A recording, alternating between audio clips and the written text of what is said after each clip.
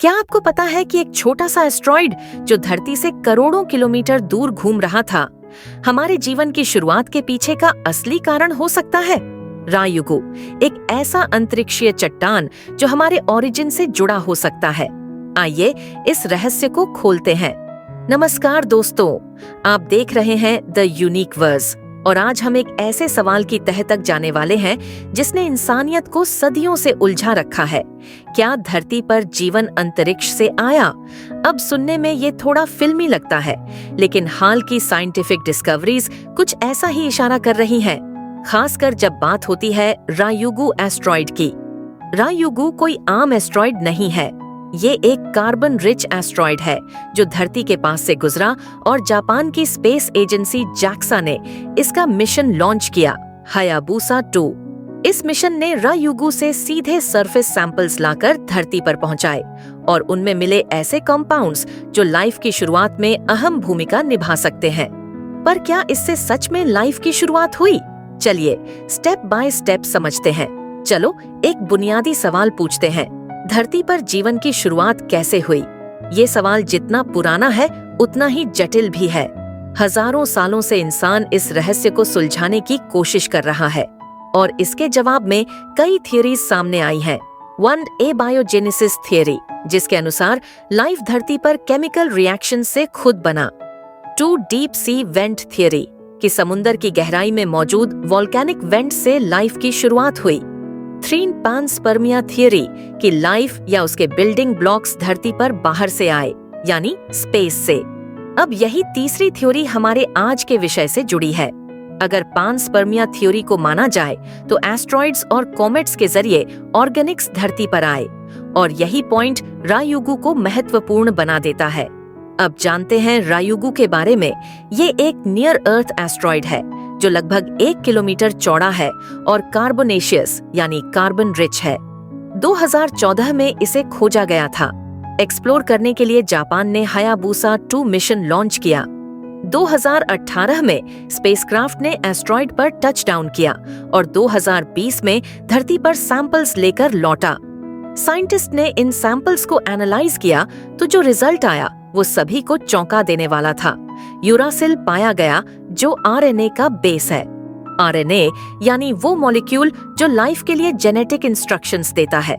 Vitamin B3 niacin भी मिला जो मेटाबॉलिज्म में यूज होता है। जटिल एमिनो एसिड, हाइड्रोकार्बन और एलिफैटिक अनऑर्गेनिक कंपाउंड्स पाए गए जो बायोलॉजिकल केमिस्ट्री में बेहद जरूरी है। ये सब इस बात का संकेत देते हैं कि रायुगु जैसे एस्ट्रॉइड्स लाइफ के बिल्डिंग ब्लॉक्स लेकर घूमते हैं। और सोचिए, जब बिलियंस ऑफ ईयर्स पहले ऐसे एस्ट्रॉइड्स धरती से टकराए होंगे तो उन्होंने ये सारे कंपाउंड्स पृथ्वी पर गिराए होंगे, मतलब लाइफ की केमिस्ट्री शुरू करने का रॉ मटेरियल। अब ये सब सुनकर आप सोच रहे होंगे, सिर्फ मटेरियल से लाइफ थोड़ी बन जाती है? बिल्कुल सही सोच है, लेकिन साइंटिफिक रिसर्च कहती है कि लाइफ एक लंबे प्रोसेस में बनी है। केमिस्ट्री, बायोलॉजी, एवोल्यूशन और शायद रायुगु ने उस पहले स्टेप को किक स्टार्ट किया हो। अब आते हैं सबसे दमदार सवाल पर, क्या हमारे पास कोई ठोस एविडेंस है कि रायुगु जैसे एस्ट्रॉइड्स ने लाइफ की शुरुआत में डायरेक्टली योगदान दिया? देखिए, कुछ कंपेलिंग आर्ग्यूमेंट्स हैं। आइसोटॉपिक एनालिसिस से पता चला कि रायुगु के अंदर मौजूद कंपाउंड्स प्रिमिटिव हैं, यानी वो अर्ली सोलर सिस्टम के हैं। इन सैंपल्स में कोई कंटामिनेशन नहीं था, यानी जो भी ऑर्गेनिक कंपाउंड्स मिले वो प्योर स्पेस ओरिजिन के हैं।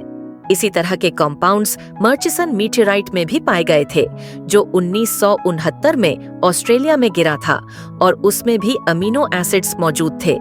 इतना ही नहीं, नासा का ओसाइरिस रेक्स मिशन जो बेनू एस्ट्रॉइड से सैंपल लेकर आया है, उससे भी कंफर्म हुआ है कि ऐसे एस्ट्रॉइड्स में organic life forming molecules abundant हैं। इसका मतलब ये नहीं कि रायुगु अपने साथ कोई एलियन लाइफ लेकर आया था, लेकिन ये जरूर है कि उसने लाइफ के इंग्रेडिएंट्स, वो बेसिक एलिमेंट्स धरती को दिए। उन्हीं इंग्रेडिएंट्स से शायद ओशंस में रिएक्शंस हुए, सेल्स बने और धीरे धीरे कॉम्प्लेक्स लाइफ इवॉल्व हुई। तो चलिए अब एक बार पूरे डिस्कशन को संक्षेप में समझते हैं। रायुगु एक कार्बन रिच एस्ट्रॉइड है जिससे मिले हैं RNA base, uracil, amino acids और विटामिन B3 जैसे लाइफ एसेंशियल कॉम्पाउंड्स।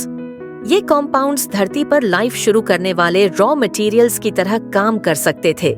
ये फाइंडिंग्स पैनस्पर्मिया थ्योरी को साइंटिफिक बैकअप देते हैं, यानी कि लाइफ का ओरिजिन बाहर से हुआ हो सकता है।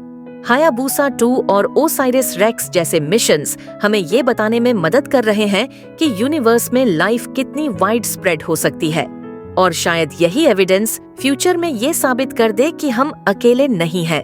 अब आप बताइए, क्या आपको लगता है कि रायुगु जैसा एस्ट्रॉइड धरती पर लाइफ लेकर आया था? क्या आप मानते हैं कि हम सब का ओरिजिन आउटर स्पेस से है? नीचे कमेंट करके जरूर बताइए।